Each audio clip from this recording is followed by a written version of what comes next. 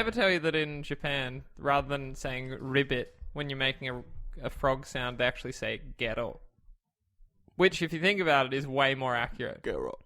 Gero, gero, gero, gero. That's the sound a frog actually makes. No, dude. Do you think they actually go ribbit, ribbit, ribbit? No, they go gero, gero, gero, gero. It's beautiful. I don't know. No, that's it. Listen to a fucking frog. Gero, gero, ribbit, ribbit, Gero, ribbit, gero, ribbit, gero. ribbit. Riveting stuff. Hello again and welcome to episode 38 of the PS Podcast, Australia's #1 PlayStation podcast, hosted by us. I'm one of your hosts, Kale, Adam, and as ever I'm joined by Govinda. New headphones, Whitehurst. The tip of the tongue, the teeth, the lips, the tip of the tongue, the teeth, the lips. Sorry, I have to do my vocal warm-ups. I haven't done them yet. Get up. Ribbit. If you like what we do here, you can review us on Right. iTunes. 5 stars, please, and tweet at us at _PS podcast and suggest topics for the show. Check out our YouTube channel, Adam and Hurst, for a variety of video content. We also have a Facebook page where you can join our ever-growing community. We post episodes weekly and cover everything from Uncharted to Parappa the Rapper. And now, on with the show, Govinda. What have you been playing? Look, should we just kick this off? Like, I don't know, it's going to get a bit sick. I feel like people are going to get sick of it soon. Yep. I'm still playing Overwatch. Oh, God. Just too much of it at this point. Yeah. I was funny because we listened back to an old episode for like a second, and it started off with me being like, I never get angry. I get really angry with this game now. Yeah.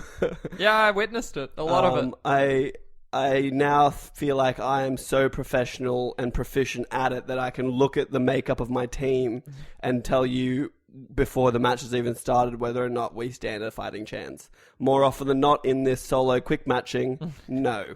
Yeah, there's some bullshit. I've relayed my frustrations with Overwatch to you. Yep, I think we've all come to the conclusion that attacking Hanamura is pretty much near impossible. Yeah, although I experienced the exception just yesterday. Well, we actually couldn't hold it either yesterday, where someone just steamrolled us. Maybe we suck. No. Is that possible? No. Nah, it's definitely possible. I have my good days and my bad days. It was a good day for me mostly yesterday. Yeah. Remember we had a match yesterday where we were contesting a point for, I want to say 5 minutes. It's a long time. It felt like 5 minutes. Could have been 30 seconds, but it felt like we were contesting that point. Was it because we had a Lucio and they had 2 Lucios? No, we had 2 and they had 2. Oh, okay. Yep, and if you've played the game, you know Lucio is really hard to track and kill because he can just constantly regenning health for everyone around him and himself. So you try and, unless you can take him down pretty quick, he's really hard to take down. And it was that Ilios stage with the well, and they were both just wall riding in the well, and no one could stop them from doing that. So yeah, that was like the most stressful match. Yeah, no, that's fair enough. But no, I get angry now when I just see like someone pick Genji. No, look, here's my new frustration with the game. Yep. Control, right? You got to control a point. You got to fight for control of a point and get it up to 100%. And so you'll be doing control, but I've got a Widowmaker, 2 Genjis, and like, I can't even think of something, a Tracer. Just things that can't hold an objective. Yeah, that are mobile. Or they've got to be flanking, or they've got to be long range and like a Junkrat, like shooting shit into the objective. Yeah, all kind of helps. But then you've got like no tank, or you've got one tank who's in there by himself getting absolutely decimated. Yeah, like, we're just not going to win doing this. We're going to talk about Overwatch a little more later. Whoa. I'm not done. I figured while we're here, let's do our little character of the week. We are doing this. We are doing Does this. that mean we've just committed to 22 weeks of talking about Overwatch at the top of the show? Is that what's happening? Oh, I didn't even think about that. Is it 22? 21? Characters? 22? Like, I guess we've done one, so 21. Yeah, I think we have. Do we want to? No, we can just not do it. Let's go for it. Let's just go. Look, we're doing it's not McCree funny. this week. Yeah, right. Because he's next chronologically in the offensive. And actually, side of it. it's kind of timely because I've actually just started playing as McCree. Now, I'm not so good with McCree, so I don't really play McCree. I do find him to be one of the most infuriating players to play against lately. A good McCree is a rough thing. They're going to nerf him. They've nerfed him in the PC game. They haven't quite hit consoles yet. No time soon. I'm not going to go through what they're doing to him. Fan the Hammer's just getting a bit of a nerf because it's OP. I feel like he needs more health.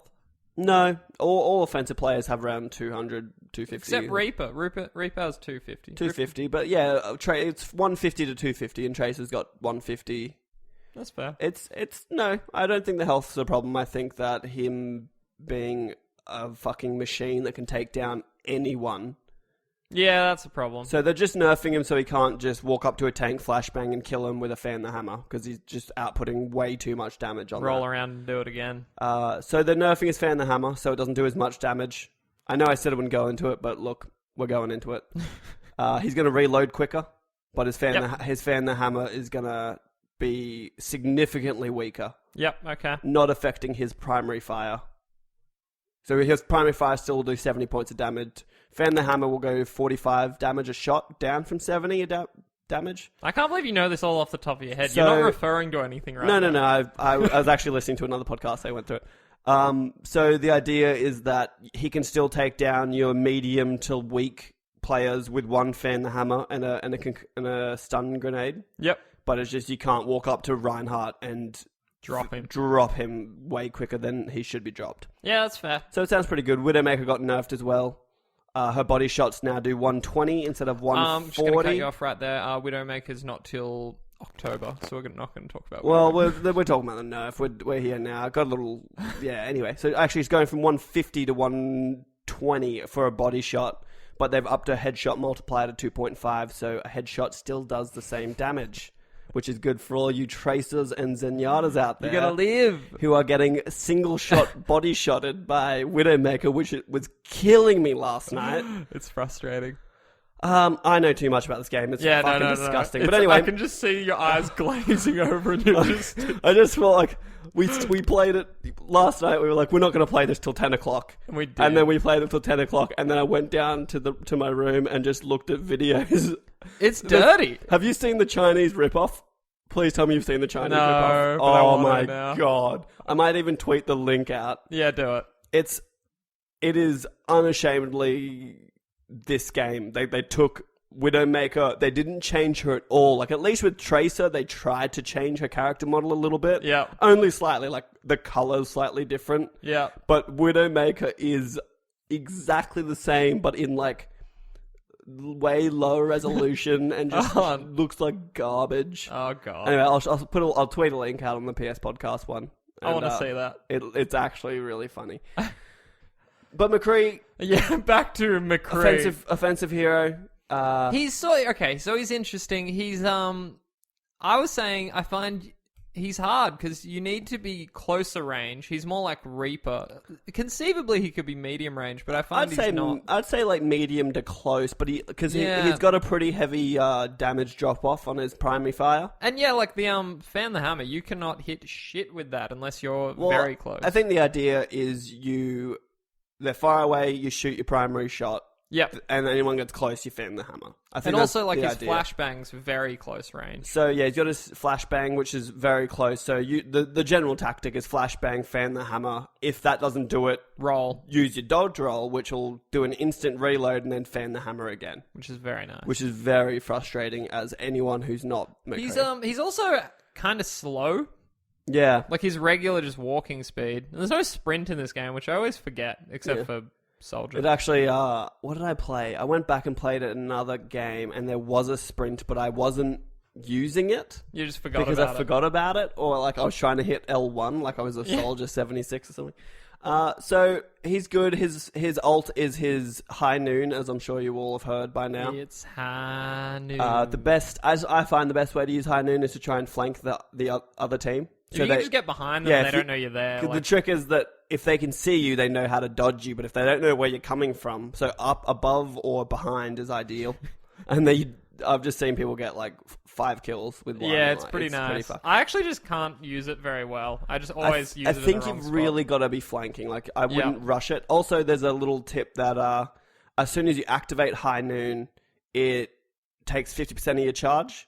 If you can't lock on to anyone and you can cancel it, I think, with triangle again. and it'll actually save the other 50% of your charge. Wow, that's cool. Nice little tip there for you. Just in case. McCree's not too, there's not too much to it, really. You figure it out. Yeah, he's like a pretty good beginner character, really. Yeah, he can, at this point, before that patch, you can take anyone one-on-one. Yeah. So, there's that. Like, Which is still kind of true for all characters, right? Like, you can one-on-one. Genji is not so much, unless he's got his ult. Like, if Genji goes up against a Winston, he's going to lose.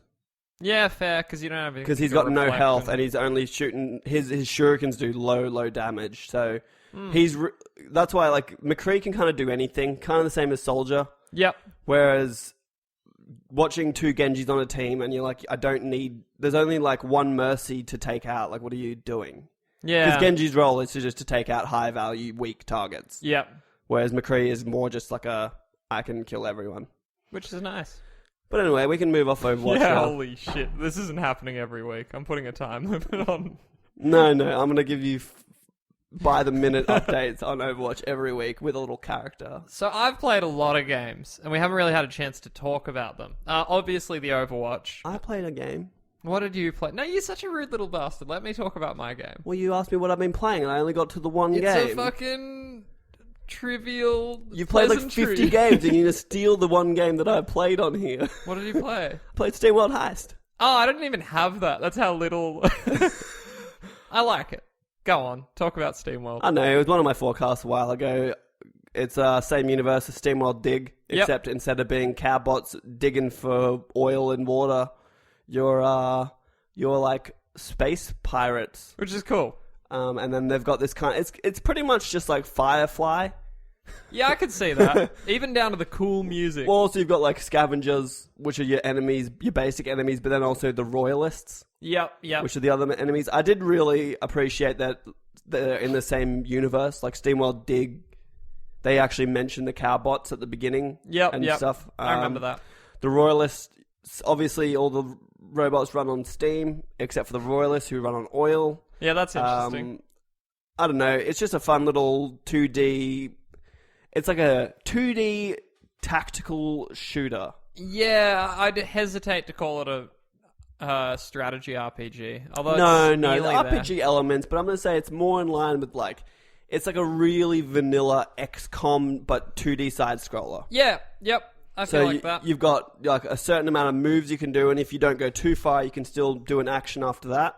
Yep. And then if you go too far, it's classified as a sprint, and you can't do anything. Yep. And then you've got you can shoot through certain floors, which is something that took a little while to adjust to because I got like I found that out the hard way. Well, there's one level where it's like pretty much straight down. Okay. In the ship. Yep. And so I got to the bottom, and then someone shot me from almost the top floor, and I was like, "What the fuck?" Yeah. But anyway, you get used to it. You're collecting loot. It's actually not even about killing enemies. Like if you can get through the whole thing without killing an enemy, that's fine. Even most better. of the time.